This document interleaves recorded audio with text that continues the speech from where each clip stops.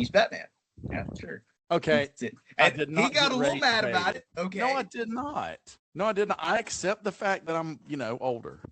Ace fell for the rage bait.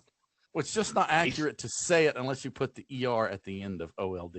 Then it's accurate. Ace fell for the rage bait a lot last episode. We're not even gonna go there with the hot pretzels. Ace fell for the rage bait with the hot pretzels. Absolutely. Are we recording yet? Yes, we are. Yeah, he hit record. So, and hey, a little bit of the elixir. Great. But tomorrow's a holiday. I would drink some, but I'm going to the gym after this, so I gotta wait until I get back from that in order to drink. Yeah, we got up and went to church and then ate and came home and I spent like an hour and a half doing some chores. So Friday I made steak and chicken fajitas on the Blackstone. I did a really good job. Pictures. They look good. The cowboy queso looked really good. Yeah, I made some queso. It was really, really good. And then I don't know where Ace went, but was that pickle margaritas? Yes. Yeah, it was pickle margaritas. It looked interesting. So Ashley likes pickles and she likes margaritas, and so we decided I decided to. Well, what if I just mix some pickle juice in a normal margarita? So. Yeah, I got some 1800. So the 2 ounces of the tequila, 1 ounce of triple sec, 1 ounce of pickle juice, 1 ounce of lime juice, and then a ½ ounce of simple syrup. Mix it together, shake it with some ice, and then pour it into the glass. And I put tahini on the rim because she likes tahini, which I do too. I think it's good. But so was this a recipe somebody gave you, or did you just make it? No, up? I heard somebody make it. Yeah. I heard somebody that said they made it. And I was like, yeah, okay. Well, let's try it. And she liked it, and it was pretty good. I had one, too. I'm not really a big pickle fan, but I had one, and I thought it was good. And then I just drank Crown after that for the rest of the night. So I had a couple glasses of Crown. I'll bet you if you made a jalapeno one, I bet you Ashley would like it because she does. Yes, I'm going to put – next time I'm going to chop up some jalapenos, and I'm going to put some in there. Next time I will. And she likes jalapenos, too. That's probably her favorite spice, but she likes – yeah. I did cook some jalapenos on the Blackstone with the onions and peppers, and just a little bit for her, so she could put on her fajitas and stuff. I just grilled them real quick. Well, if you cut out the seeds and the veins, and then you cook them on the Blackstone a little bit, and like maybe a little bit of oil, man. So I use some of the bite out of it, so it's not quite as or avocado oil too. Same thing. It takes some of the bite out, and you get more of that jalapeno flavor because jalapeno actually has really good flavor. Yeah, it's just if you can get past the spice. But anyways, well, we're back again. Episode 6 of the Tailgate Show. Yeah. I did a Braves update a couple days ago, and it was short. I think I might start doing that. If we go like a week or so without an episode, I'll probably pop in there in the middle of the week and give like I'll call it the Braves Hour. We'll just do that. Yeah. Even though it's not That'll probably happen a good bit during football season because probably. And even if I go out now, one thing is we do have a lot of training coming up, so there will be times where I'm out in the field and we will not be able to record some weeks. So that'll happen. But whenever I'm back and we're here, we'll do it. Yeah. So just want to give the audience do an episode and then do another one right after it. So instead of doing like an hour and 15 minutes, we could do like a couple of 35, 40-minute episodes. Yeah. Back to back, different out there. So but no, your brother got like every single award for the highest grade in the whole school for his grade in every subject except like art. I mean, it was just like, Asher Everett. I mean, it was like basically every award that you could get money in. All right, the art award. Let's be real. How many people, do art and actually make a career out of it? About the art award, Art is the soccer of education. That's true. But yeah, he rolled up. I mean, he just rolled them up, man. It was like, God, this kid.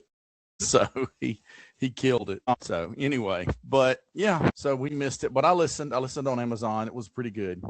A little plug for Amazon because we're on Spotify, Amazon, and YouTube, Music, right? And YouTube, which is 3 of the main ones. It's really all I care about. The Amazon Music Family deal's great. That's what we have, So I use it. It's good. On phone and grade. It's really good. Why are you eating like that in the middle of What the hell's wrong with this kid? Hey, put that back. Dude shoved turkey breast in his mouth on the podcast. Too bad. If I hear you chewing, you're only about 70, 80 feet away from me. So, anyways, let's go through real quick the beverages though. So Ace has Pepsi. It is soda Sunday, so that's acceptable on Sundays. I have Crown, and of course my traditional watermelon juice. So, and then Drew has. I have water. Okay, water. Because I got to go to the gym after this. So. Okay. I'm just drinking water. Sunday's the one day I don't go to the gym. I do, and I'll make up a missed day during the week on a Saturday, but I do not go on Sundays. It's just so much other stuff to do. But anyways, so let's get into it. I think we're just going to have really 2 segments today. I don't even think we're going to get to what I wanted to do, which is kind of, like you said, it's redundant. We won't even go into it. So first segment, sports moments that broke us. Second, funniest sports moments. And there'll be some various sub topics underneath. We'll just kind of go from here. And so do it. First one. I'm going to start this off. There's really 3 there's 3 sports moments that broke me, and 2 of them are ones that kind of broke me, and the other one is one of the worst, a loss that I'll never forget ever in my life, and it's a personal one about me. But we might have some redundancy there too, because I've got a couple of different answers, but probably. But I've got some college, I've got some pro, and then I've got some in my own life, but then I've also got some of you guys. I have some stuff about the Gamecocks for some other ones, but we'll see. You talk about first, I'm gonna start off. Gamecocks could run the table. Yeah. Go ahead. You're up first. So we'll go with my first one. This is the sports moment that kind of broke me, and it's the Raiders. And if I've been a Raiders fan my whole life, and we haven't. I think the last time the Raiders were good, I couldn't even remember. I mean, I was like 4 years old. I didn't even remember I don't even know what was going on. But it was 2005, the last time we were in the Super Bowl. Yeah, it was 2016, 12-4 Raiders, or 11-4 Raiders going into Houston, or I think it was Houston. Week 17, last game of the season, Derek Carr breaks his leg after an amazing MVP caliber season with Michael Crabtree and Amari Cooper and Marshawn Lynch, and just a Jalen Richard, man, just a great team. You had Khalil Mack on that defense. I mean, this was a team they won the game. They went 12-4, but Carr broke his leg. We go into the divisional first round of the playoffs, and we lost. And the reason we lost is because Carr was out. I mean, let's be honest. That was to Houston, right? We played Houston. That was to Houston, right? Yeah. And we had beaten them before. 2000. I mean, a 12-4. That just broke me. It broke me when Carr got hurt because he had such a great. And let's be honest, he was never the same. He was never the same after that. That broke him. Mm-hmm. You could tell it. He was done after that. He's still done. He never came back. That was just. It sucked. It sucked for me. Raiders fan, we're so close. You get to the playoffs. I finally see this team get to do, and it just one injury and it ends it. I think Goodell might have had something to do with that. I don't know. We're not gonna like blatantly say it, but maybe Goodell had something to do with that. I don't know. I blame him. Let's just blame him. Why not? The next sports moment that broke me, and I'm getting these out of the way so that I can go ahead and let y'all get into y'all's, and then we'll just go from there. But the second one is 2023 Atlanta Braves losing in the NLDS to the Phillies. Yeah, that's rough. Absolutely. That Braves team was an offensive machine. Just one of the best offensive seasons a team has ever had. Most home runs, most runs, just one of the highest batting averages, team batting averages ever. And they go in, and dude, it was the worst, man. It was the worst. And it was terrible. I still can't get over it. You go in. The Phillies finish behind you. You beat them out in their division. They come in. They win game 1, 3-0. We won game 2, and then the Phillies won game 3 and 4. 3 games to 1. Just a team with so much potential. A team with that much talent. They had that season best record in the MLB. They won 106 games, 105, 106 games. I think. Mm-hmm. Yeah. I mean, and then that happens, that just broke me as a Braves fan, because I didn't get to see the 2021 World Series, and the next time they're there and they have a chance, and it's like, man, dude. But yeah, that was one of the worst ones we've had. Strider gave up that 2-run bomb to Schwarber, and then gave up a solo to Harper in that game 1, and then Then he gave up another home run to Harper in Game 4, and they kind of shook him and got to him. Of course, the offense didn't produce. I mean, look at this, man. You scored no runs in the first game, 2 in Game 3, and 1 in Game 4. So an offense that did all this and just went cold, stone cold. Yeah. Broke me. Just reminiscent of the 90s, the Braves would get in the playoffs, and especially when they would get in the NLCS or the World Series, and the offense would just disappear. The one we won in the 90s, the offense was really good. Klesko was just unbelievable. I mean, he had like 3 or 4 home runs in that, McGriff was good, Justice hit the big one in Game 6. But otherwise, that's one of mine is the Braves in the 90s. The Braves in the 90s were just so disappointing. I mean, you had that unbelievable rotation. It started out, it was, well, when it started, you had Smoltz and Glavine, and you had Steve Avery, and then you had other guys. Charlton was in there, and then other guys come up. Kent Merker, in between 92, 93, the Braves, they signed Maddox. So now you've got Maddox, Glavine, Smoltz. I remember what was funny. One of my friends, Mark, and I, the Braves went and got Denny Nagel. Denny Nagel pitched like a 2-hit shutout where he just destroyed the Braves in like 1995, I think it was. Yeah, the year after the strike. So 95, we won the World Series, but and then the Braves go out like a week later and they get Nagel, and Mark was like, so this guy goes in there, he does the Braves in, and then they go and get him. So, and you had Nagel, and you had other people. Millwood was in there some, and the Braves just always, they had those 3, and then they always had another guy. For a while, you had Wohlers, who was just unhittable in the 9th inning. The scouting, Well, I remember the scouting report in 94, 95, 96 on him was if his sinker or a splitter. He actually threw a splitter. If the splitter and fastball are on, the game is over, no matter who's coming up to bat. And then Jim Leyritz closed his eyes. He started swinging that bat before he put his shoes on that morning. And I mean, and so that brings you to, that's the luckiest guy ever to play a professional sports is Jim Leyritz. Jim Leyritz was a good dude. He gave all he had, but talent wise, honestly, I mean, he and I are probably pretty equal. Okay. If I would have started that swing as he started his wind, I could have probably hit that home run. He just walked into that. And the Braves were up 2-0. They were about to be up 3-0 in the series. It was going to be over. They lost that, and they end up, 4-0. So that was tough. As far as my worst, as a sports fan, I grew up a Raiders fan because when I grew up in this part of South Carolina, the Falcons weren't even on TV. I mean, there was no such thing as the Carolina Panthers. And so you had 3 teams that were on TV, Dallas, Pittsburgh, and the Raiders. All right. And Dallas was just this cool mainstream thing. I'm far from that. And the Steelers were, they weren't cool, man.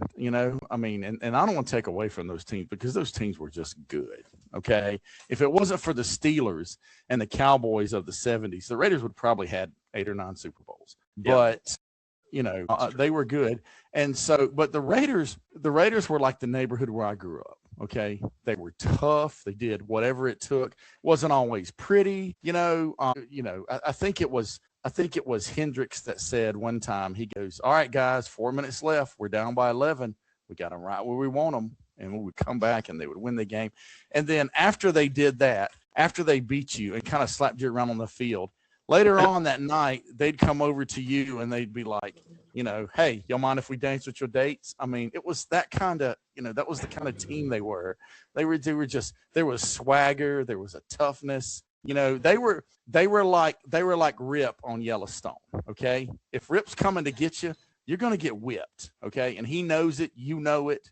There's no doubt about it. And that's just the way it was. Well, so they won 3 Super Bowls, and I really remember Super Bowl 11, and Super Bowl 15. Don't remember 11 that much, but a little bit. But I remember Super Bowl 15, and I remember 18. Super Bowl 18 has to be my greatest moment. But my worst was Super Bowl 37. The Raiders go in there. I think they were like 13, 14, 15-point favorites. You should have destroyed. We should have destroyed Tampa Bay. Honestly, they didn't belong on the same field. But, you were going against Gruden, who made Rich Gannon what he was. Okay. Yeah. And you had Callahan, the great offensive lineman, the old Redskin, hog or whatever. And so Callahan comes in there and he's like, I'm going to mess Gruden up. I'm going to run the exact same thing that he built over here, and it's going to confuse him all 9 ways from Sunday. And so what did he do? He said, all right, Gannon likes to throw on quick little 3-step drops, and so what did they do?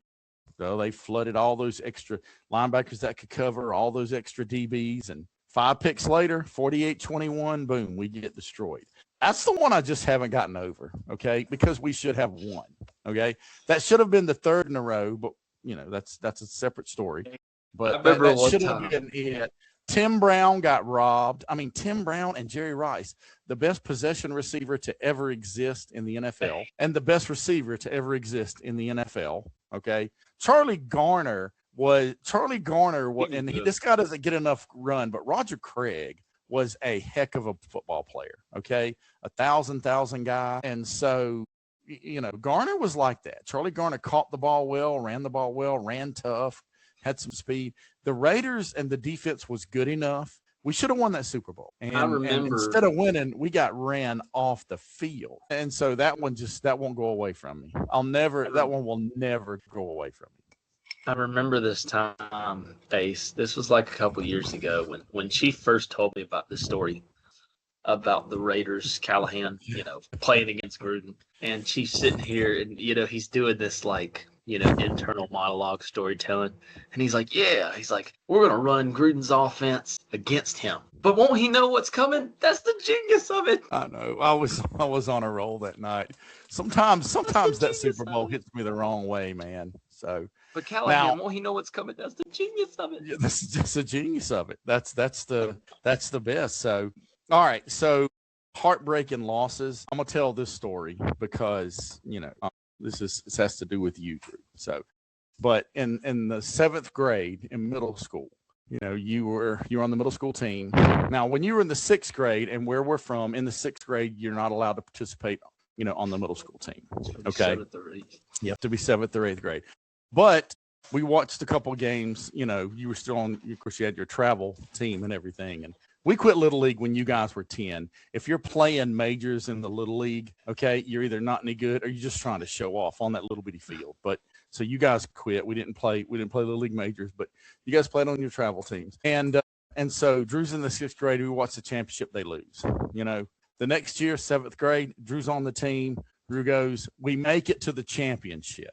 Okay. Drew is on deck. We're losing 7-6 as a runner at second. And, the guy ahead of Drew, he singles and there's 2 outs and we try to score Clark from second and he's out at home. It was a close play. I know a lot of people were arguing. He was out. Okay. He's out. We lost the game. And I remember we come out and everything. And on the way home, you were like, I don't know. I think you had a walk and a hit in that game. So, and you come out and you were like, Dad, all the 8th graders were crying. And I said, well, that was it for them. Those guys lost in the championship last year. They come back and, and they're frustrated and I get it, it happens. And you were like, yeah, but it's not that big a deal because everybody's still going to play baseball in high school and stuff. So the next year, okay, we go out there, Drew's in the 8th grade. We were undefeated. Okay. We beat one team 43-2. Okay. And I remember when I told that, someone said to me, they were like, why didn't you have a mercy rule or whatever? It was the 2nd inning. Okay. I mean, it was the 2nd inning. And I mean, we won like 26-0. So Drew went through a stretch there where he was like 27 for 32, and over half of those hits were extra bases, doubles, triples, or homers. Okay. I mean, everybody was like, what is he eating? What is he doing? I mean, you were just on a tear, I mean, it was unbelievable. The I was betting like 730. Yeah, no, yeah. You were batting. Ace, it was insane. The 8th grade year, Ace, in middle school, I was betting 730. Yeah. Like you were at the. You've heard this, Ace. You were at the games. You just weren't paying attention. You were off playing or breaking something or whatever. So probably had some kid in a headlock behind the bleachers or something. But anyway, so and we played Northwood. So Greenville Middle against Northwood, and we beat them really bad. We beat them like 22-0 or 22-1 and 13-0. Or I mean, we crushed them. The problem is during the season we had 3 good pitchers, and we didn't pitch other guys. Okay. And I said some stuff about it. Some of the other dads said some stuff about it. We were like, man, why doesn't he put in some other people when we've got a 20-run lead? But so we go into the playoffs. We win the first game pretty easy. We played Northwest. They didn't belong on the field with us. We didn't play good, but obliterated. I mean, those kids did not deserve to be on the same field with our kids. Okay. The next game, I forget who we played. Oh, Greer. Yeah, we played Greer. And we beat them. It was a close game, but the runs had stopped. And honestly, only one kid had more than one hit in the first 2 games, and that was you. Nobody else had more than one hit. And I think you had 4 or 5, and you were still crushing it. So we go to the championship. This is how bad it was, the hitting. We were down 1-0, okay? And Drew comes up, and there is runners at first and second, and there's an out. And we bunted. You bunted your cleanup guy to get guys in scoring position, okay, which was probably a mistake because, honestly, Northwood should have just walked you, Drew. And they didn't, and they pitched to you, and you doubled 2-1. The next time you came up to bat, it was 13-2. We got destroyed. We kept what was it, Tay? We just kept pitching to him. Yeah. This guy hit like 5 balls off the fence, and it was like base. Oh, guy at second and third. Yeah, sure. Just groove him one. Because all our 3 pitchers, they were done after the first or second. Yeah, they were done. And so we were now on guys that didn't get to pitch as much. And so we ended up losing like 15-2 or 3. Drew had a double, a single, and you got walked. I think that's what it was. Yeah, you had a double, a single, and you got walked. That was what you, and you only got 3 at bats. And we got ran off. I mean, it was just bad. And there were a lot of people at that game. I bet you there were 500 people at a middle school baseball game because of the players. Yes. I mean, we had 9 kids that got Division I offers on that team. 9. I mean, Clark was on that team. No, Clark was gone. I'm sorry. Graham was on that team. Grant was on that team. Mikey McNamara, Kason, yep. I mean, we were loaded. That team was so good. And I just knew after game 2, I was like, well, we're getting this championship. And we didn't. The worst thing was, and this is a dad, and it didn't end it for me. You played good. It's a team sport. I get that, but you played good. You did your part. And you came out in the parking lot, and I just looked in your eyes, and you were crying. And I'm about to tear up right now. And I just immediately, I was like, oh, man. And you was like, Dad, we deserve that. We worked so hard for it. And I didn't have any words for you. I had no counsel. I had no advice. There was just nothing for me to say. I was just like, I just gave you this big old hug. And I mean, what else can you do? Because I was, I was done. It was tough. That was a tough one. It was really tough. And it was like, what do you do, man? What do you do? So just heartbreak. So that's the one that sits with me the most. Okay.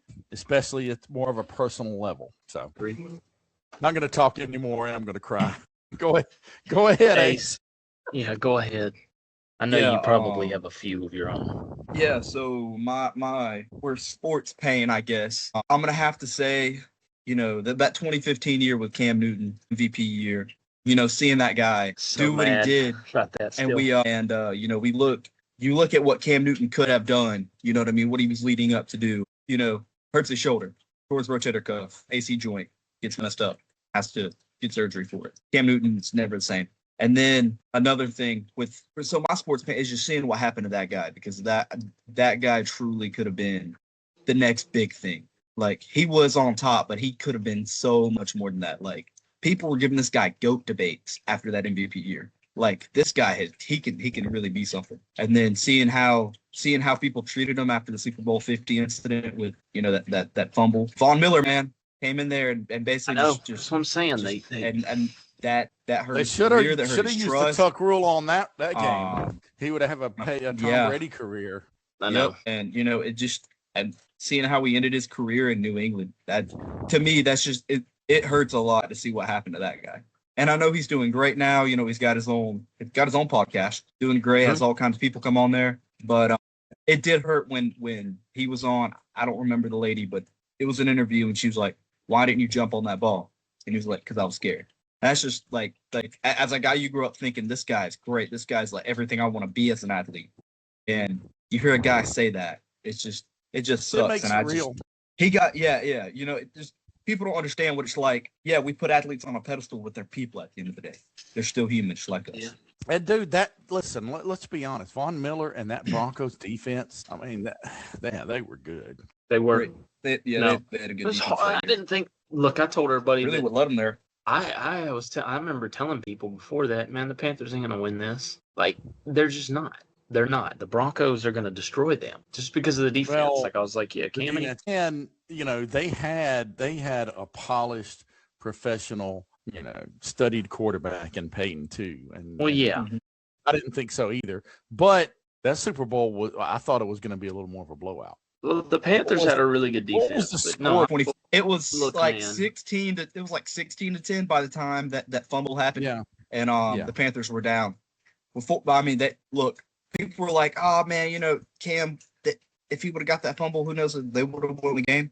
Of course, it's still a possibility, but he could have kept possession of that ball and kept, pushing the offense to score. Like there was a lot that could have happened. I mean, you talking about, hey, you even go down and you kick a field goal. 16-13 looks a lot better than 16-10.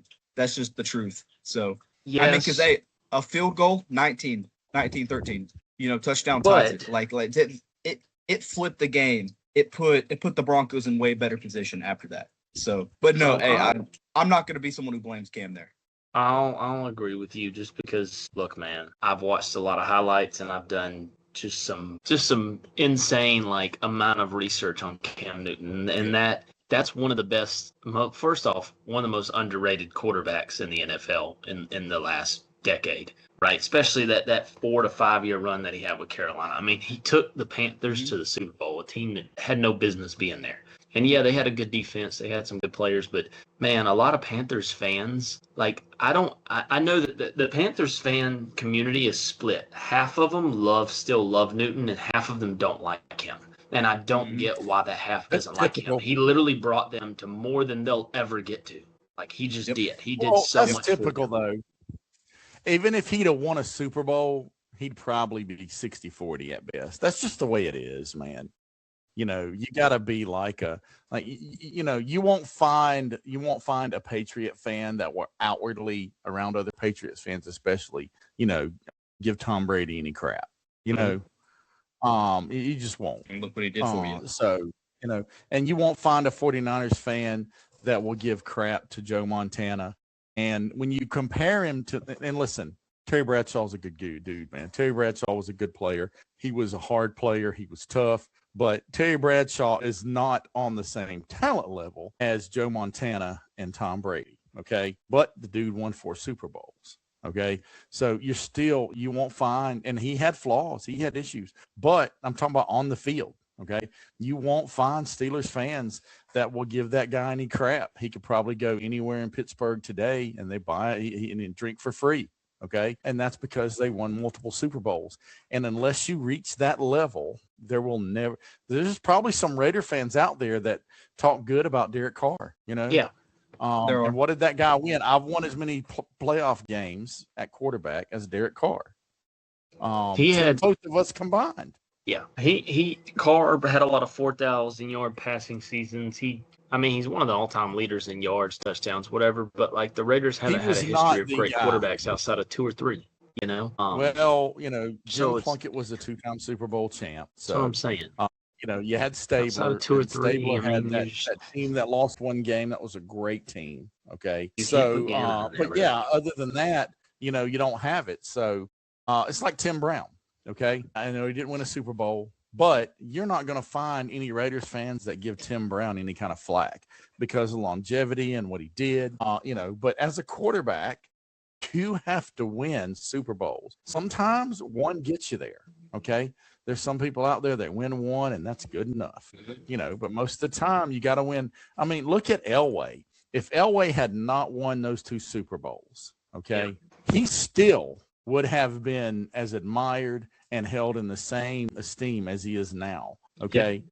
So, and that I can't think of anyone else, that didn't win multiple Super Bowls. Of course, he did win 2. So in the end, maybe that's an argument you can't make. But before that, I mean, it was never Elway's fault. The play and the drive. I mean, the drive was not his fault. So I don't know, man. I just Cam did get a bad topic here. Well, I was just trying to explain, why that Cam isn't, because honestly, who's a better Panthers quarterback in the history of their franchise? And it's only been there isn't one. 30. There isn't one. There isn't one. I mean, Kerry Collins took them to the Super Bowl, and Kerry Collins was not a bad quarterback. Yeah, Jake DeLong took him, but both of those guys combined do not have what Cam has. So Cam is in there, and honestly, if Bryce steps until up, they move on to some. No, he's not going to surpass Cam. He's not going to win a Super Bowl. He's not going to win a Super Bowl, so he's not going to surpass. So they still got to find the guy to beat. Don't hit on that Panthers team, man. NFL's previews coming. We'll see what. NFL previews coming.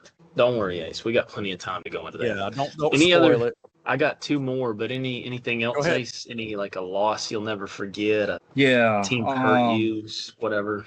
The loss for me. I mean, personally, I got to go to high school. My junior year, we played Blue Ridge at Blue Ridge, and we scored a touchdown. This is at end of the game, right? There are just a couple seconds left on the clock. We score. We're down by a point, and Coach Lancaster, not gonna say this is a bad move. Play just didn't work out. Decided to go for 2. We had a kicker who I 100% believe could have made that extra point. And I personally would have rather go into OT against the team, but he decided, hey, let's try to go for the win. Outside zone, shovel pass to Xavier Donaldson, tackle 4 yards short, and they stormed the field, and we have to ride back on that bus. That's the only time I ever cried. Even my last game, I played Pendleton in the playoffs to end my senior year, whatever. That didn't hurt as bad as that one because that was the most prepared I ever. That was the most I've ever prepared for a football game ever. And that includes my time in college. That includes my time playing lacrosse. That's the most I've ever prepared in a week for a game. Well, it also made us the best I've played.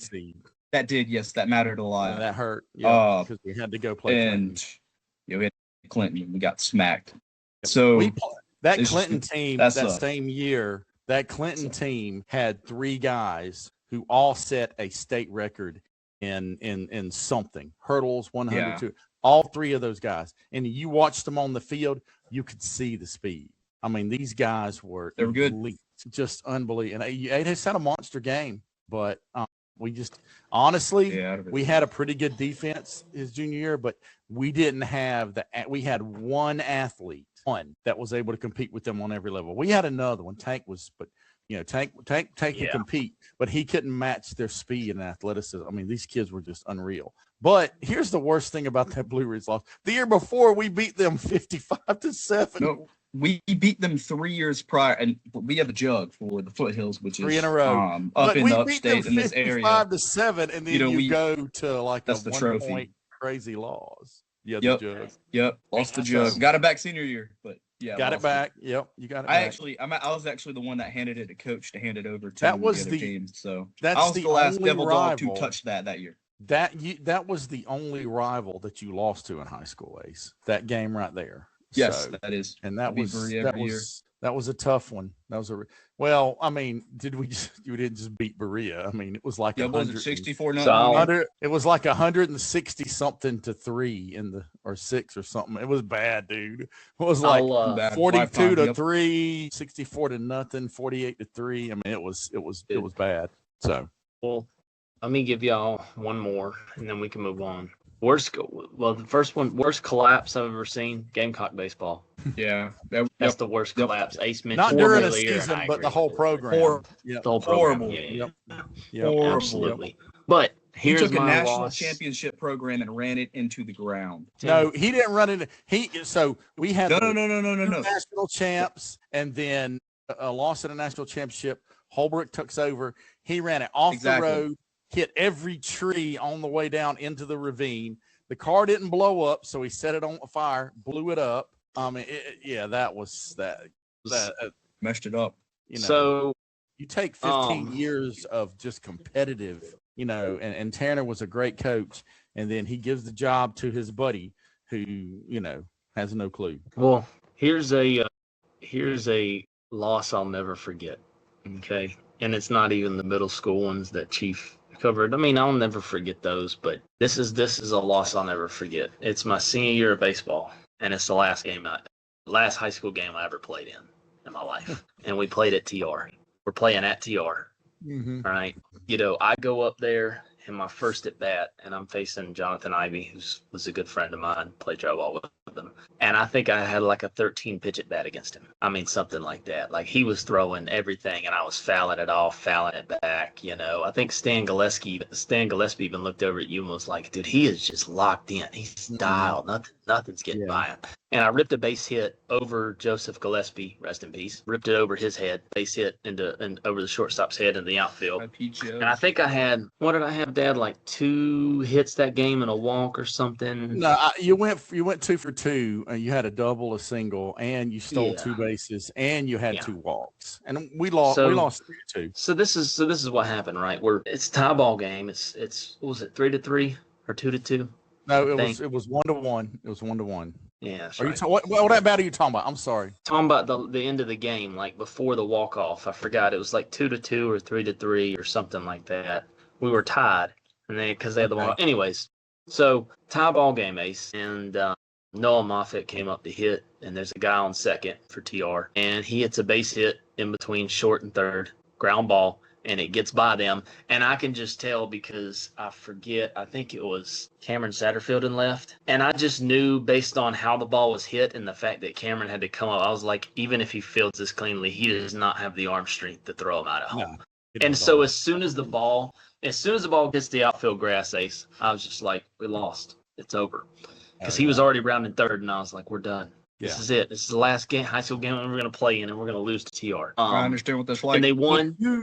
We had we talked with Coach Garrett. He brought us in after the game. They're all celebrating. We're all down, and then Chief came out on the field, and I was crying. I was crying. He hugged me while I was crying, and I couldn't. Your mom's got a really good picture of that. Yeah, I mean, it was like the worst loss I'll ever have. Yeah. Like, it was just everything I put into that game, and their student section was just running their mouth every time I was at the plate, and it didn't even faze me. I didn't budge, Well, they have those kids that kids that broadcast too. Yeah. And I heard them. And it's all funny now. Yeah.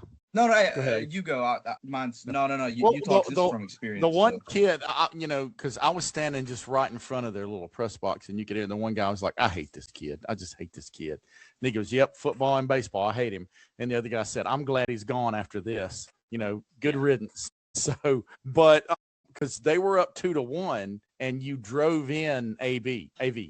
Yeah, I tied the game to tie it up, and you were and you singled because you had a double earlier, and you singled, and then you stole second, and Walker hit one, and I mean this thing really should have gotten down, honestly. Yeah. Okay. And Crumley caught it. Crumley ran it down, and you did tag. You fortunately you just took a couple of steps off. Because of course, if it gets down, they weren't going to throw you out anyway because it was in the gap. But Walker hit that ball good, and Crumley, who you also played. Look, a lot of that two TR kids, Parker, rest in peace, Gillespie, Ivy, Crumley, those guys were on your travel team. Those were good. They had more good players than us, and we went 1-1 against them that year. So Walker hit that walk off against them in the first game at home. But yeah, that was when they hit that ball, I knew it was over too. No doubt. I had no doubt that it was it.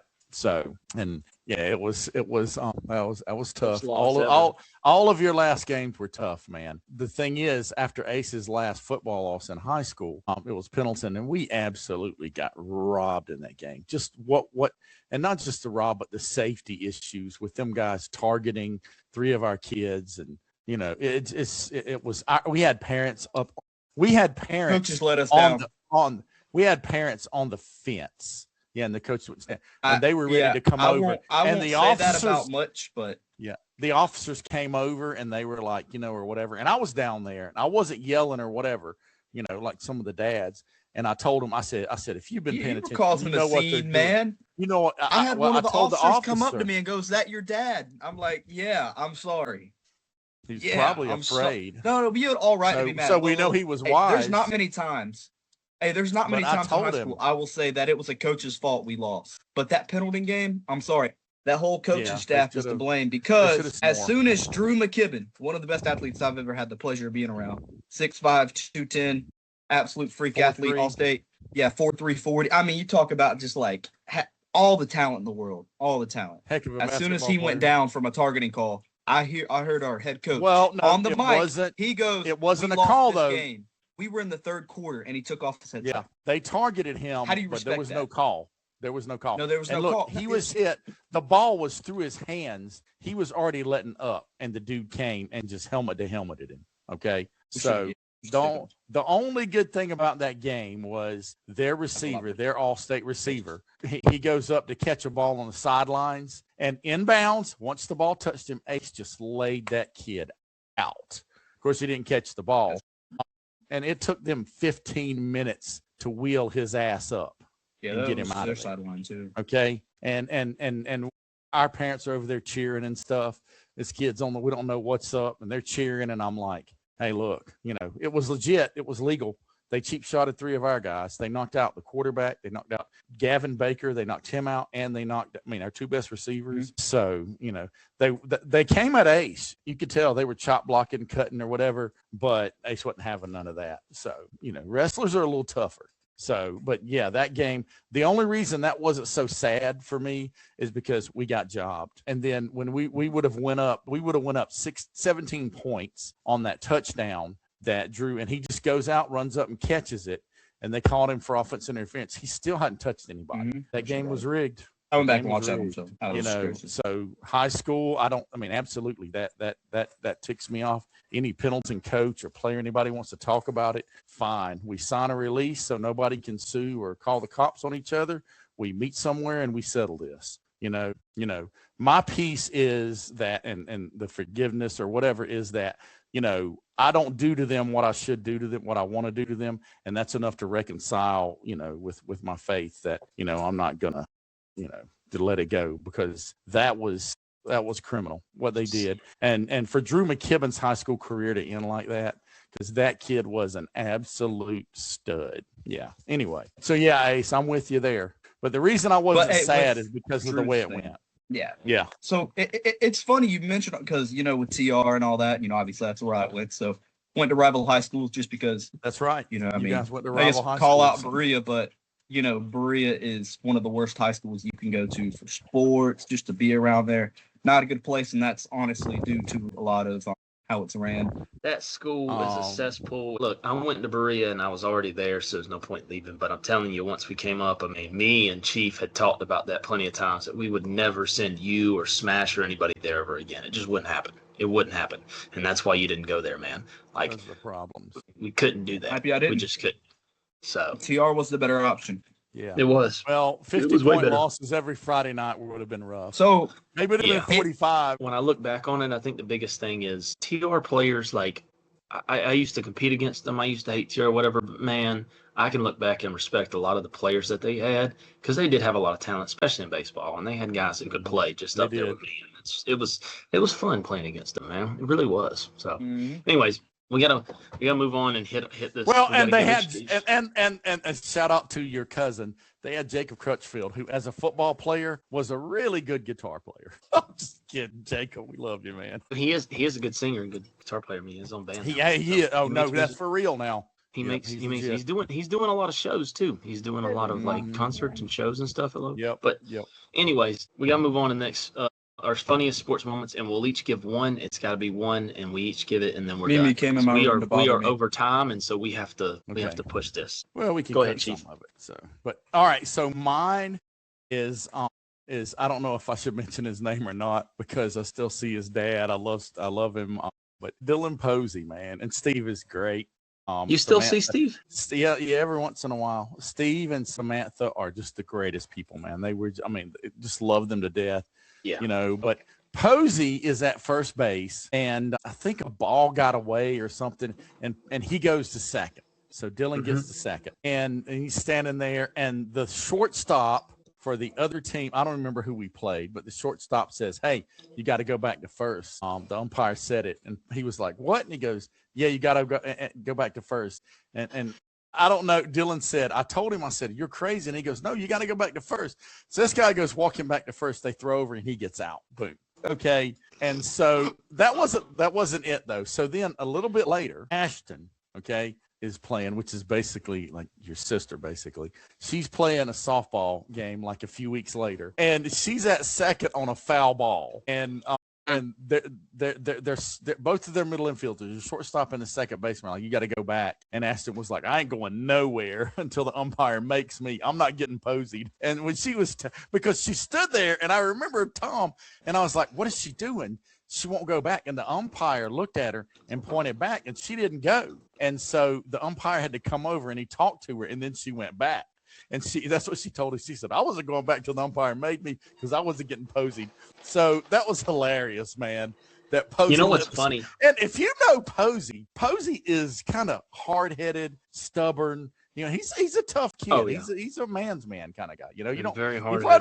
you don't want to get into a scrap with Dylan Posey, okay? And they were like, you know, and the guy just talked him into going back. I couldn't believe it, man. So, and I can't remember how many times. I remember what Samantha used to say when you go over and spend the night at Dylan's, and she'd be like, so how did the boys do last night? And I was like, what? Well, they told me they all went, you know, Dylan spent the night at your house.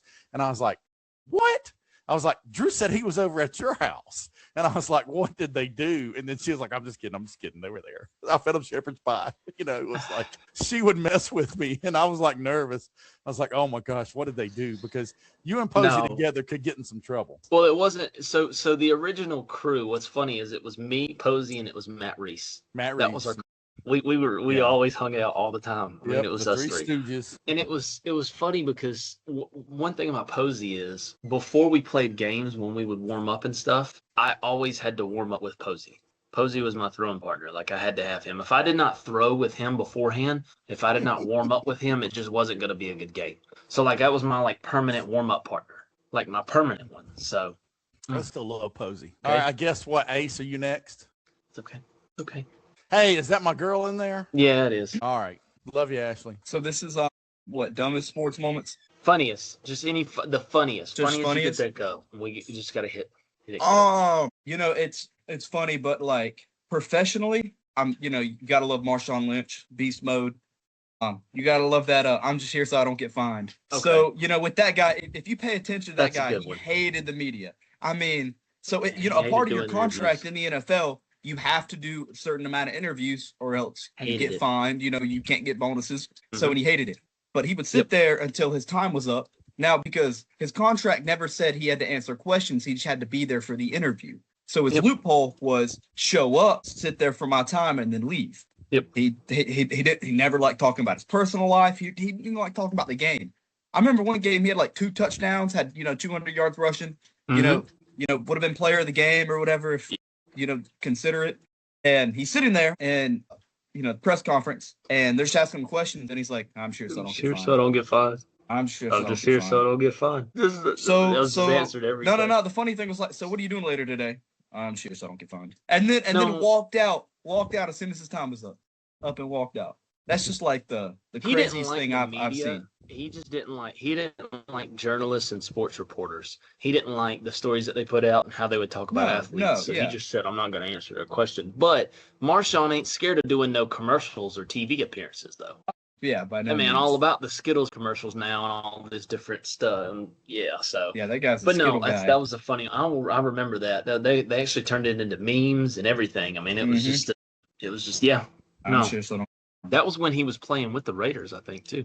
Yeah. He was playing with the Raiders at the time. That later half?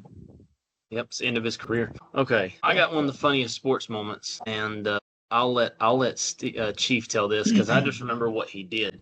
But funniest sports moments when we were playing travel ball, and Chief climbed the entire fence at a travel ball game one time. I'll let him tell this. I don't even remember all of it, but I know we were playing some great East Cobb team, and I don't know. We probably shouldn't have beat them. They were loaded, and so what happened was we came back and we beat them. And I don't know what happened, but I just jumped up on the fence and I jumped up like I was going to dunk a basketball.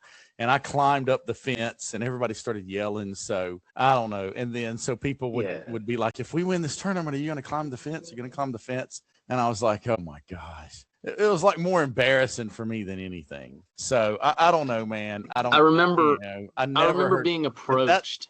That's when Will and Dave Hennessy and Will Streeter, that's when they would call me the big German. Oh yeah. I was like, I'm not German. Yeah. What's funny is later on during sometime that tournament, one of the kids came up from the team that we beat, and he was like, was that your dad that climbed the fence? And I was like, yeah. They was like, he crazy, and then they just walked off.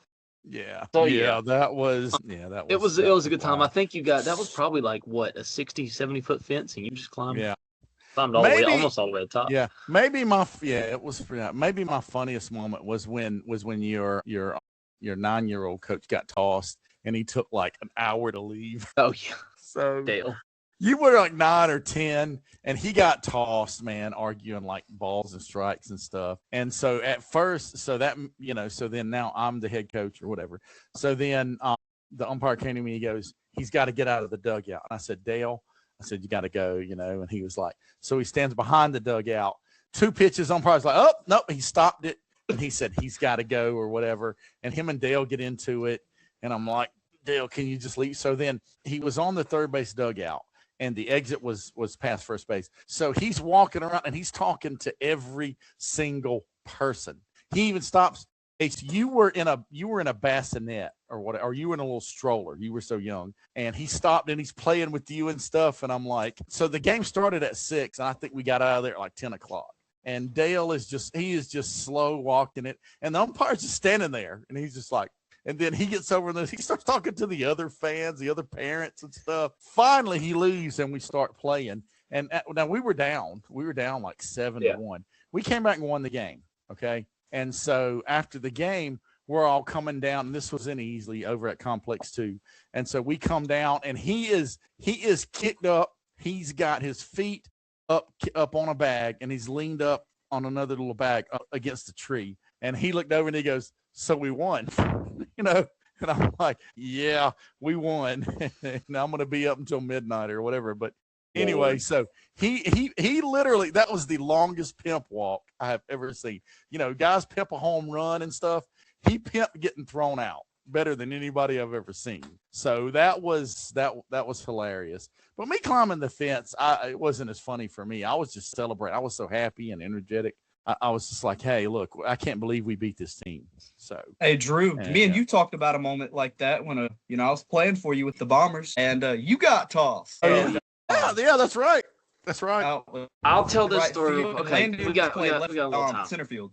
I'll tell this story real quick. So I remember I just had a lot of y'all on the team yelling. We're playing with the Bombers, and this was okay. We had, God, I forgot his name. He was a left-handed pitcher that we had come in and play. I forgot his name, man, because he wasn't with us for very long. But anyways, he gets struck out or something like that. He's the last out in the inning. He gets struck out, and the inning's over. And after he gets struck out, he tosses the bat like across our dugout or whatever. He just like threw it like that. And then I didn't hear. I guess he said something in part. I don't know. I don't know what he said because I turned and was looking at the lineup card and was like figuring out like if I needed to make any changes or anything like that, what I needed to do. Because I had one pitcher warming up. All of a sudden, I just hear, you're out of here. And I heard him get tossed. And I'm like, and I look over and I was like, what the hell? And he comes off and I was like, did you just get thrown out? He was like, I did, coach. And I was like, I looked up. I was like, whoa. I was like, come here real quick. I like pointed the umpire. I was like, come here real quick. And the umpire came over there. And I was like, why did you throw him out? And the umpire said, because he gave me attitude. Was the first thing. And I was like, attitude? I was like, what'd he do? He was like, well, I think he said something. I said, you think he said something. I was like, he was like, well, he tossed the bat, and I think he said something. I was like, well, I saw him toss the bat, but like he's tossing it back to our dugout. He's frustrated, okay? Like it's probably not something you should do, but he's frustrated. I was like, nope. But you think he said something? What? What do you mean, no? Okay, so the way he tossed it, now granted, I am sitting way out in right field, okay? So, but the way he tossed that bat, it wasn't like he was tossing it toward it. That was the frustration. Show the guy Obviously. up. Okay, So I trust told me. him, I said, And I don't know he's what he said. obviously, I don't I know if said he he's said obviously anything. frustrated. It's a close game. I was like, and he just struck out looking. I was like, I get it. He was like, but what did he say? He was like, well, I don't know, but I think he said something to me. I was like, you threw him out for that? And he was like, Yeah. yeah. He was like, you didn't tell. I That's was like, tough. see, I was like, you don't know what he said. And he's like, I don't have to tell you what he said. I was like, I would like for you to give me an answer. If you, well, I want to know what he said that was grounds for you to throw him out. And the umpire was like, I'm not talking to you no more. And he turned around. And I was like, nah. I was like, no. I was like, dude, he was like, come back here. And I started chasing him back behind home plate. I was like, no. You're going to tell me what he said. Or at least tell me, you said you think he said something. Tell me exactly what you think he said. And then that'll suffice. He's like, I don't have to talk to you no more. And I was like, well, I'm not leaving until you give me an answer. He said, you're out of here. And I was like, no, I'm not. Again, I'm not leaving until you give me an answer. And he's like, he's going on. And he's like, no, you're out of here. He's like, I'm not talking to you no more. And he starts walking away. And I was like, that's fine. I'll just stand here and we'll hold up this game until you give me an answer, till you can at least tell me something. And then he goes up here and then he looks at somebody in the stands and he's like, hey, go get Dominic. And I was like, yeah, go get Dominic. Go get him. Get him down here. Because Dominic was up in the little thing. He was the tournament director. He's tournament director. Yeah, I was like, go get Dominic. Go get him. And I was like, I want him to know what this guy's saying to me right now. And so they go and they go get Dominic. And then you remember Kenny Crow, Kent's dad? He comes out there and he's like, hey man, like I think you should leave or whatever. And I was like, no man, I want him to get out of here. Dominic comes out and he looks at me, and all I hear from Dominic is I hear Dominic yell down, he's like, just go, Drew. We'll figure it out. Just go. And I was like, all right, I'll leave because Dominic should have went. I'll leave because Dominic's done. So I start leaving or whatever. I end up going. I kind of did it, Dale, but I went behind the right field fence into the bleachers. The next inning, I remember it was like Landon made a diving catch or whatever, and I was like, yeah, boy, Landon, let's go. And the umpire stopped the game. Mm-hmm. He's like, nope, gotta go. I thought I was gonna be able to just sit in right field behind the bleachers. I guess that didn't work or whatever. Mm-hmm. Later, moral of the story, come to find out, Dominic had told me that the umpire was suspended. He suspended the umpire, and I was supposed to be suspended for the next game. If you get thrown out of a game, you're supposed to be suspended for the next one. Dominic lifted that, and he allowed me to coach the next game, and the umpire's the one that got suspended. Well, I know it's because finally left, and I'm saying this, when you finally left, it did take me a while. Came out there, and I went up to you, and I was like, hey, what happened? And you were like, leave me alone. And I was like, okay, whatever. I was mad.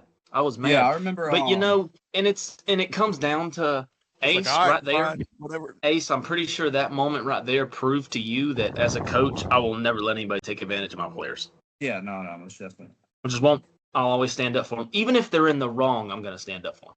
Yeah. And then afterwards, I'll tell them that they were wrong, but I'm going to stand up. I remember that. Yeah.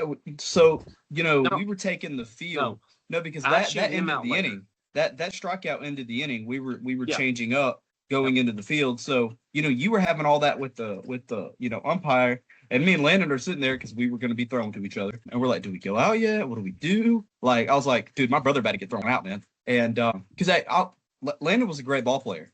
Landon was a good baseball player. Good outfielder, can hit well, pitch pretty good, all that stuff. So, just a good guy to be on the same team with. And we're sitting there, and then Landon goes, he's sure taking his time, isn't he? I was like, yeah, man, this is probably going to take a while. Yep, I can definitely tell he's going to pull one of those. And then, when he sat behind right field, I was right there. And after Landon made that dive and play, I was like, oh, no. I could. Everybody in that place heard you celebrate after Landon made, because that was a great play by Landon. Came up and he definitely had to dive for that ball. Yeah. So that was a good play. So, all right. So I want to finish with one of the funniest moments in history. Okay. And this is just flat out hilarious. So Lou Piniella, if you ever knew Lou Piniella, okay, he managed the Mariners. I mean, he was a long-time manager and stuff, and he was like Bobby Cox. Okay, he got thrown out a lot. He would argue a lot or whatever. And Lou Piniella goes up, and Lou Piniella was like Bobby. He would go out there and argue to keep his player from getting thrown out and to draw the focus from the umpire, which is the right thing, because there's only so much a manager can do, and you can manage from, the players have to play. So But it was so funny because Lou Piniella is standing there and you can tell he's about to just get into it with this umpire. This dude, and I don't even want to call him a name or whatever, but he's in the stands. He jumps out of the stands. He goes over and he literally looks at Lou and he's like, I got this. And he starts getting all on the umpire and stuff. And then, of course, security comes out there and they haul him off and everything. But I'm like, this guy just jumped the fence. I mean, he just jumped over the barrier and he's like, I got this, Lou. Take a night off. And he just goes at this guy, this umpire. And I was like, what the? Okay. Listen, I fear no man, one woman. I would not do that. I'm sorry, but that is just crazy. Hey. So that, and of course, the guy, the minor league guy that was doing the low crawl, he was yelling. He kicked up the base. He threw the rosin bag. He threw the rosin bag like it was a grenade. Perfectly right at his feet too. And then he gets behind home plate and he's like, strike. That's what a crack is. And he's he lost it, man. Those were that guy was in the Braves organization. Hey, that you're missing on one day. Bobby Valentine. Oh, yeah, Bobby Valentine. So all that other stuff those guys, but the Braves. So it was on like TBS or whatever. So it was, and it was on TV, and Bobby Valentine gets tossed, and he got tossed quite a bit too when he was managing the Mets. Next thing you know, and of course, the Braves announcers back in the day, the Braves had Don Sutton, Skip Carey, Joe Simpson, and Pete Van Wieren. That was the greatest. I mean, those guys were, and you could tell when whoever would go from radio to because they would it was like Pete Van Wieren and Don Sutton and then Joe Simpson and Skip Carey. And so two would start on TV, two would start on radio, and then in the middle of the fifth inning they'd swap. And they were okay quite a bit. And so they were talking about, hey, look, and the camera crew went in there, and it was Joe Valentine with a mustache, in this disguise, and he's sitting in the dugout, and I don't know, it was just funny, man. I just thought Joe Valentine just didn't seem like a guy that would think of that, and that was funny. But the fan, so the winner today, okay, if you guys disagree, let me know, but the winner is the fan that jumped over and took over for Lou Piniella with arguing with the manager. I'll give that was That's funnier cool. than Posey, funnier than Ashton not wanting to get posied. That was hilarious, man. No, that's bad. I assume that guy had some, too. One more honorable mention. One more. Okay. We're at Berea. All right. Me and Kevin are playing, and we're playing at Southside. Okay. My junior year, we're playing at Southside. Football or baseball? Yeah, football. It's football. Okay. It's football. We're playing at Southside, Ace. And Coach Thomas and Coach Bishop, they're co-offensive coordinators, and Coach Bishop's in charge of the run game, right? Coach Thomas is in charge of passing game. And Kevin's at running back, and we ran this like running back draw 5 times in a row that went nowhere. And Yeah. Kevin keeps getting the ball, and he's just getting pounded every time in the backfield. Yeah. It's going nowhere. We did it 5 times in a row. We even did it on third and we did it on like 4th and 3 or 4th and 4, and we turned it over because we didn't get it. And we come off to the sidelines, and Kevin's like, why the hell do we keep running this damn draw play every time? And Coach Bishop comes in, he's like, who the hell are you to tell me how to run my offense? That's the funniest thing ever. Kevin was like, why the hell we keep running this same damn play? And in Kevin's defense, he's the one that's getting killed, okay? So he has probably everybody to complain of it. He was getting tired of it. I think he grew weary of the beatings.